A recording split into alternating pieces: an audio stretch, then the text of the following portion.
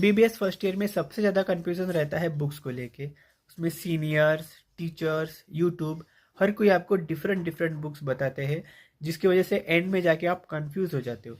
लेकिन इस वीडियो के बाद आपको क्लियर हो जाएगा कि आपको कौन सी बुक लेनी है और कौन सी नहीं लेनी है। So let's start the tough one, that is anatomy. Anatomy में नंबर 1 बुक है अपनी B D Chaurasia. B D Chaurasia is almost like a acceptable book for every medical student. वहाँ पे आपको अगर एग्ज़ाम में लिखने के लिए चाहिए, एग्ज़ाम में अच्छा स्कोर करना है यूनिवर्सिटी में, और लिखने के लिए अगर अच्छी बुक चाहिए तो बी डी चौरसिया बेस्ट है। सेकेंड बुक आती है विश्राम सिंह। विश्राम Singh is known for his diagram. उस बुक में बहुत अच्छे से डायग्राम दिए गए हैं। अगर आपको डायग्राम को ज़्यादा प्रेफरेंस देना है तो आप विश्राम सिंह ले सकते हो। Third book is Gray's anatomy. Gray's anatomy में कंसेप्ट बहुत डीपर है, बहुत अच्छे से अंडरस्टैंडेबल है। अगर आपको बहुत डीपली पढ़ना है, एकदम कंसेप्ट समझ के पढ़ना है बहुत अच्छे से, तो ग्रेस एनाटॉमी ले सकते हो। लेकिन ग्रेस एनाटॉमी में आप एग्जाम में नहीं लिख पाओगे। एग्जाम में लिखने के लिए आपके लिए बीडीसी बेस्ट रहेगी, या फिर विश्राम सिंह भी ले सकते हो। Okay, now come to the next subject, that is physiology. तो फिजियोलॉजी में 2 बुक है, एके जैन, जीके पाल। ये दोनों भी ऑलमोस्ट लाइक सिमिलर बुक है। अगर आपको एग्जाम में लिखने के लिए चाहिए, यूनिवर्सिटी में अच्छा स्कोर करना है, तो ये बुक आप ले सकते हो।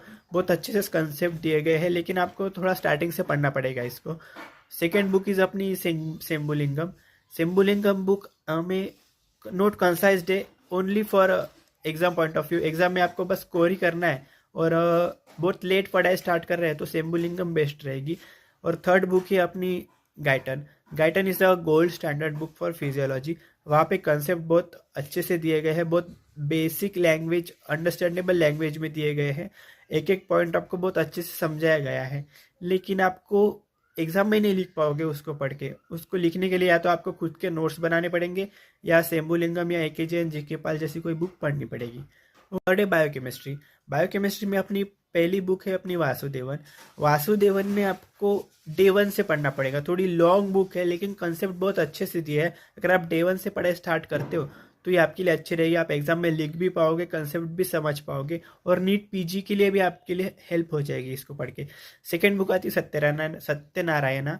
Satyanarayana is only for exam point of view. अगर आपको एग्जाम में बहुत अच्छा स्कोर करना है और आप थोड़ा लेट पढ़ाई स्टार्ट कर रहे हो, जैसे 4-5 महीने बाद स्टार्ट कर रहे हो, तो वो बुक आपके लिए अच्छी रहेगी, क्योंकि वहाँ पे एकदम कंसाइज नोट्स दिए हैं only from the exam point of view. Third book is Robins. Robins में कंसेप्ट बहुत अच्छे से दिए हैं, डेफिनेशंस बहुत अच्छे से है, फ्लो चार्ट्स वगैरह भी दिए गए हैं। लेकिन वहाँ पे उसको पढ़ के आप समझ जाओगे सारी चीज़ें क्या है क्या नहीं है, लेकिन एग्जाम में लिखने के लिए आपको दिक्कत होगी। So exam point of view से आप वासुदेवन सत्यनारायण ले सकते हो। लेकिन बायोकेमिस्ट्री में एक हमारे कॉलेज के असिस्टेंट प्रोफेसर है डॉक्टर राजेश जाम्बुडकर सर, उनके नोट्स भी आते हैं, वो बहुत अच्छे से दिए गए हैं। अगर आपको एग्जाम में बस वही पढ़ के गए ना, तो आप मैक्सिमम बहुत अच्छा स्कोर कर पाओगे अपनी यूनिवर्सिटी एग्जाम में।